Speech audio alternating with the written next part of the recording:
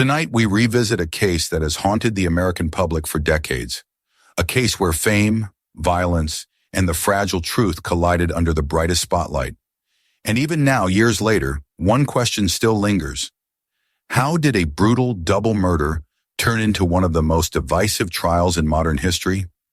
On a quiet June night in 1994, the lives of Nicole Brown Simpson and Ronald Goldman were taken with shocking violence outside Nicole's home in Brentwood, Los Angeles. Their deaths were sudden, cruel, and deeply personal. What followed was no ordinary investigation. Instead, the nation witnessed a storm of fear, of anger, of racial tension, and of doubt in a justice system already under scrutiny. Nicole Brown Simpson, once married to former NFL star and celebrity O.J. Simpson, had lived for years with the shadow of domestic abuse. Police had visited their home multiple times. Friends recalled her fear, her attempts to break free, and her struggle to rebuild her life. As she tried to stand on her own, her past still seemed to follow her. Ronald Goldman, a young man working at a nearby restaurant, had come to Nicole's home simply to return a pair of sunglasses left behind earlier in the evening. There has never been verified evidence that he and Nicole were romantically involved. Yet that night, he happened to be in the wrong place at the worst possible time. His presence, innocent and unplanned, became part of a tragedy he never sought. When investigators arrived, they found a chaotic, horrifying crime scene. Blood patterns, footprints, and physical evidence painted the picture of a frenzied attack. But from the beginning, the handling of that evidence faced intense scrutiny. Questions emerged about contamination, improper collection, and missing samples. The police department responsible had already lost the trust of many after high-profile incidents of brutality and racial injustice in Los Angeles. And then came the moment that stunned the world. O.J. Simpson, the charismatic sports hero once adored across the country, became the prime suspect. Days later, instead of surrendering as promised, he fled in a white Ford Bronco, leading police on a slow-speed chase broadcast live nationwide. Millions watched as the nation held its breath. When Simpson finally surrendered, the atmosphere shifted. It became clear this would be no regular trial. This would be a cultural earthquake. Inside the courtroom, two stories battled for dominance. The prosecution presented forensic findings, blood matching Simpson's genetic markers at the scene, hairs, fibers in the infamous glove. They argued this was a case of rage and domestic violence escalating to murder. They pointed to Simpson's past, to the bruises and terrified calls Nicole had made over the years. But the defense struck back with a powerful counterargument, the possibility of police misconduct. They pointed out inconsistencies in the collection of evidence, questioned the chain of custody, and attacked the credibility of key officers.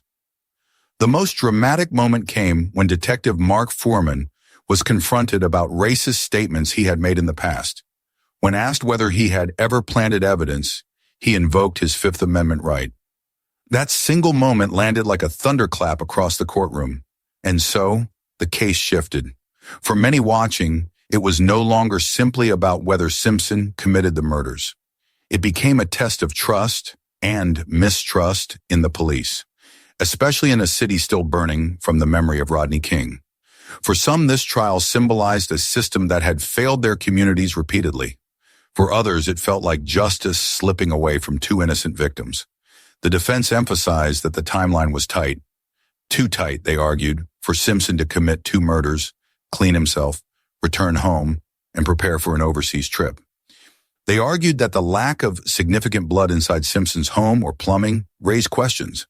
They challenged every inconsistency, every gap in the state's case. And in this clash of narratives, the jury faced a difficult task. They could only judge based on the evidence presented inside that courtroom. Nothing more. After months of testimony, the jury delivered a verdict heard around the world. Not guilty.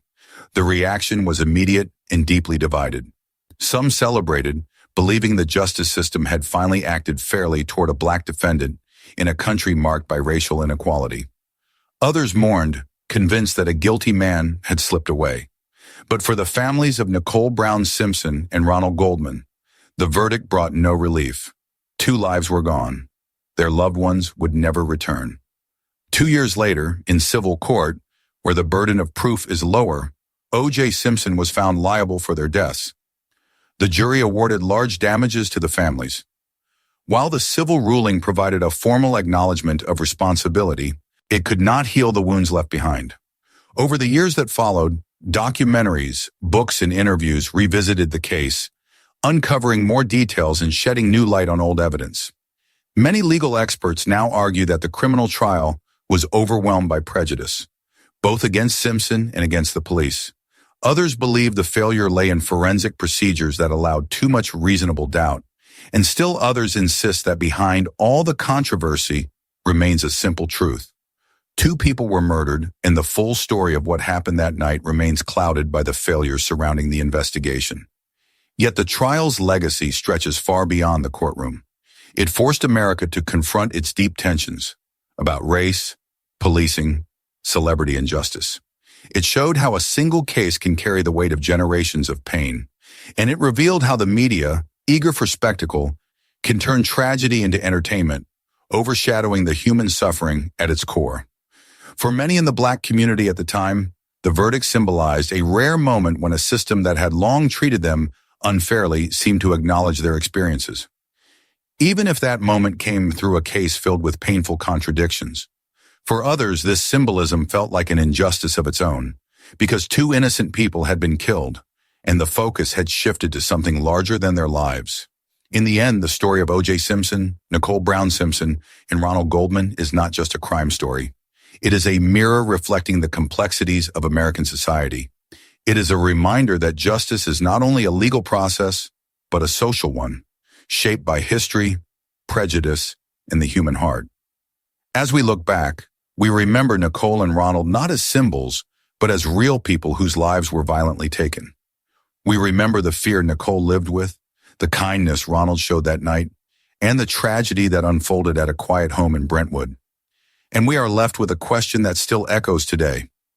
How do we build a justice system that truly protects the innocent, holds the guilty accountable, and earns the trust of every community it serves? What do you think about this case? Share your thoughts below, and don't forget to like and subscribe so we can uncover more stories together. This content is compiled and analyzed based on publicly available information and open discussions.